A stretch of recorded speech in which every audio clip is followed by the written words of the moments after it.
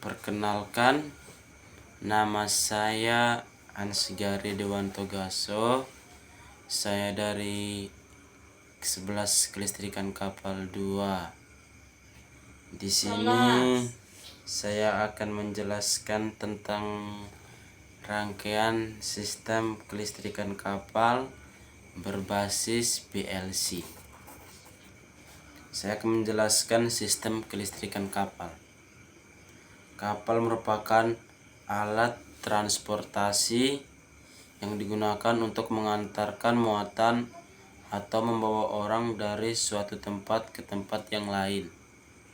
Dalam hal berlayar, layaknya sebuah rumah, kapal membutuhkan sistem kelistrikan yang berguna untuk menunjang pengoperasian kapal itu sendiri, mulai dari penerangan hingga menghidupkan beberapa alat penunjang lainnya seperti pompa, string, gear, alat navigasi, dan lain sebagainya.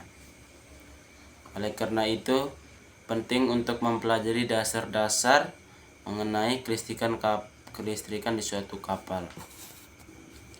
Berikut adalah penjelasan mengenai sistem kelistrikan kapal. Sumber tenaga, generator atau mesin bantu, auxiliary engine. Tipe AC atau bolak-balik, dan DC atau searah. 1. AC. Biasanya untuk alat-alat motor, listrik dan lampu penerangan, blower, motor induksi. 2. DC. Biasanya untuk alat-alat sistem navigasi, elektronik, sistem kontrol, laptop dan komputer.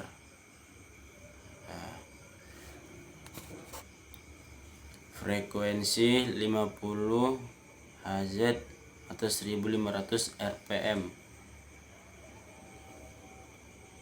Daya lebih besar dibanding dengan 50 Hz sehingga 60 Hz lebih menguntungkan. Keterangan listrik dapat mempunyai frekuensi 50 Hz.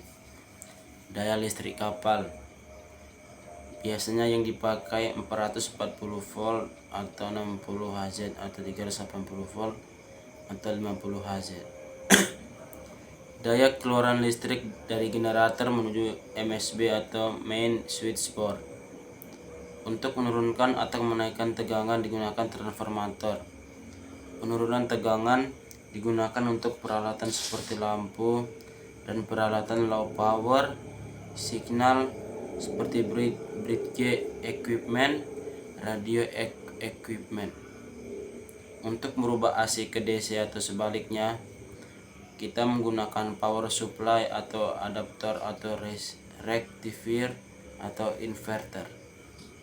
Untuk listrik yang berasal dari pelabuhan darat atau PLN, menggunakan listrik AC. Untuk listrik yang berasal dari generator, biasanya listrik AC. Untuk listrik yang menggunakan baterai, biasanya listrik DC. Distribusi kelistrikan kapal. 1. Generator. 2. Main switchboard atau switchgear, atau bersihkan bermacam-macam peralatan seperti busbar, circuit breaker, relay, proteksi, current transformer, voltmeter, ampermeter, dan sebagainya. 3. Distribusi board atau pembagian dari MSB seperti panel distribusi penerangan, distribusi mesin pompa, distribusi pompa main engine. 4. Alat atau equipment. Generator utama. Generator sistem terdiri dari sebuah alternator dan driver yang digerakkan oleh mesin diesel. Beberapa kapal dipasangkan dengan shaft generator yang dihubungkan dengan putaran mesin induk sehingga bisa menjadi tambahan untuk memuat alternator dan menghasilkan kelistrikan. Generator dibagi menjadi dua macam, generator AC dan generator DC. Biasanya yang digunakan adalah generator dengan output AC atau karena mempunyai banyak keuntungan. Daya cadangan generator disyaratkan 15% dari kebutuhan daya balance atau BKI kondisi pembebanan. Cara memparalelkan generator intinya adalah menyamakan frekuensi dan beban yang diterima oleh generator dengan cara mengatur governor pada panel atau naik atau turunkan dan menyinkronkannya di indikator sinkronisasi atau lampu hijau ada di ruang kontrol mesin. Baru selanjutnya, main switchboard adalah alat distribusi listrik yang mengambil listrik dari generator kemudian mendistribusikannya ke peralatan yang membutuhkan di semua bagian kapal. Listrik yang dihasilkan oleh generator kemudian dikirim ke main switchboard dengan menggunakan bus bars. Selanjutnya, emergency generator. Fungsi alat pengganti generator utama saat terjadinya blackout. 2. Tenaga starting berasal dari listrik atau baterai atau tetap bisa manual atau engkol. Peralatan yang harus bisa dihidupkan pada saat emergency. Sesuai dengan SOLAS chapter 2-1 dan BKI volume 4 atau selama 36 jam. 1. Lampu penerangan. 2. Lampu navigasi. 3. Radio komunikasi. 4. Sistem alarm dan deteksi kebakaran. 5. Peralatan navigasi. 6. Automatic sprinkler pump. 7. Sistem pintu kedap air. 8. Steering gear system. 9. Pompa bilga atau pompa firefighting. Lokasi penempatan sesuai dengan peraturan BKI volume 4, letak emergency generator harus terletak di atas geladak menerus dan di belakang sekat tubrukan.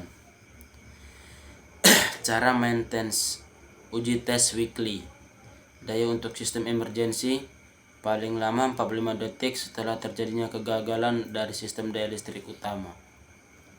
Semua peralatan emergency dihubungkan dengan emergency switchboard, di mana emergency switchboard ini juga membagi tegangan menjadi dua, yaitu 440 volt dan 220 volt.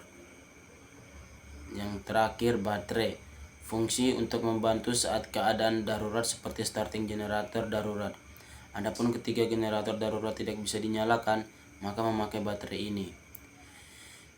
Peruntukan untuk alat-alat 12 atau 24 volt atau hampir sama seperti generator darurat. Peralatan yang harus bisa dihidupkan selama 30 menit. Keluaran listrik DC atau searah. Tipe lead acid tipe atau murah dan alkalin tipe atau mahal.